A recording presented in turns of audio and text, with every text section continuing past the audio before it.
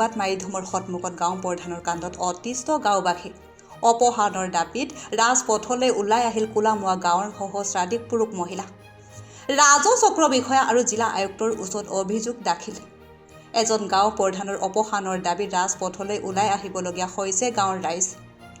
সদ্য নিযুক্তিপ্ৰাপ্ত কোলামুৱা গাঁৱৰ গাঁও প্ৰধান মুকুট দলেৰ কৰ্মকাণ্ডত অতিষ্ঠ হৈ পৰিছে গাঁওবাসী ৰাইজৰ অভিযোগ অনুসৰি এইজন গাঁও প্ৰধানে কাকো গণ্য নকৰে ধন নিদিলে কোনো কামেই কৰি নিদিয়ে গাঁও প্ৰধান মুকুট দলে কিবা কামৰ বাবে গাঁৱৰ লোক তেওঁৰ ওচৰলৈ গ'লে গালি গালাজ কৰি খেদি পঠিয়ায় অভিযোগ অনুসৰি এইজন গাঁও প্ৰধানে নিৰ্দোষী ব্যক্তিকো দোষী সজাই তেওঁৰ ঘৰত বন্দী কৰি ৰাখে যোৱা এপ্ৰিল মাহত কোলামুৱা অঞ্চলত হোৱা বিধ্বংসী ধুমুহাই গাঁওখনৰ বহুতো পৰিয়ালৰ ঘৰ বাৰী বিস্তৰ ক্ষতি সাধন কৰে সেই সুযোগ গ্ৰহণ কৰি এইজন দুৰ্নীতিগ্ৰস্ত গাঁও প্ৰধানে ক্ষতিপূৰণ উলিয়াই দিম বুলি দৰিদ্ৰ ৰাইজৰ প্ৰতি ঘৰৰ পৰা 500 টকাকৈ সংগ্ৰহ কৰে কেৱল সেয়াই নহয় জিঅ' টেগিং কৰাৰ নামত সংগ্ৰহ কৰে 1000কৈ টকা কিন্তু ইমান টকা দিয়াৰ পাছতো আজিলৈকে কোনো ক্ষতিপূৰণ পাবলৈ সক্ষম নহল ক্ষতিগ্ৰস্ত ৰাইজে ৰাজনৈতিক আশীৰ্বাদ পুষ্ট এইজন গাঁও প্ৰধানৰ অটপালিত অতিষ্ঠ হৈ গাঁও প্ৰধান মুকুট দলেক অপহৰণৰ দাবীত ৰাজপথলৈ ওলাই আহিল কোলামুৱা গাঁৱৰ শতাধিক পুৰুষ মহিলা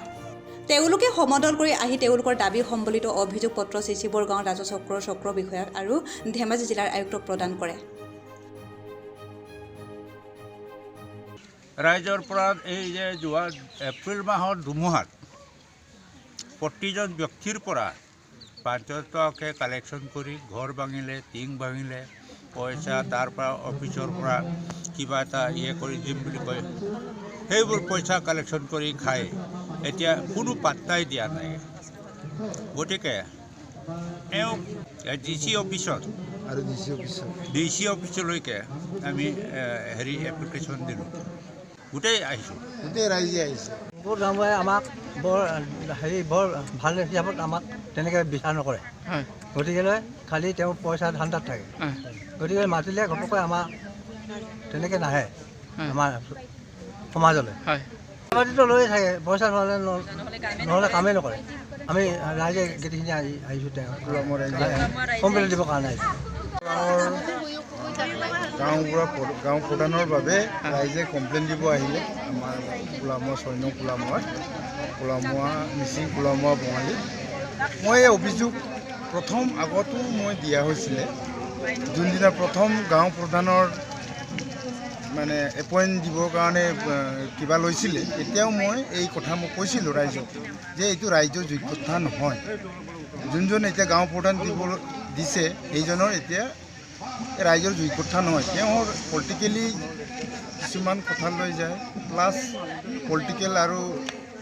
কাকবাই ভাল পোৱা কাকবাই বেয়া পোৱা এই ক্ষেত্ৰতে তেওঁ আগবাঢ়ে চ' আমাৰ ৰাইজে চবে আহিলে কমপ্লেইন দিবলৈ আমাৰ চি অফিচত আমাৰ ডিচি অফিচত তো তাৰ আগতে মই আপোনাৰ চেনেলৰ যোগেদি মই এবাৰ কৈছিলোঁ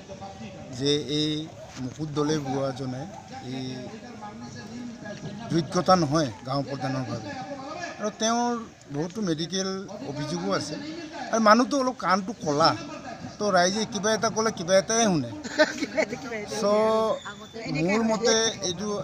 আপোনালোকৰ চেনেলৰ যোগেদি আগতো মই এইটো কৈ দিয়া আছিলে আজি CEO ছাৰকো ৰাইজে অৱগত কৰিছে চ' বিহিত ব্যৱস্থা ল'বৰ বাবে আমি চবেই ৰাইজে মানে এপ্লিকেশ্যন এটা দিছোঁ আবেদন কৰিছোঁ আৰু আমাৰ CEO ছাৰলৈ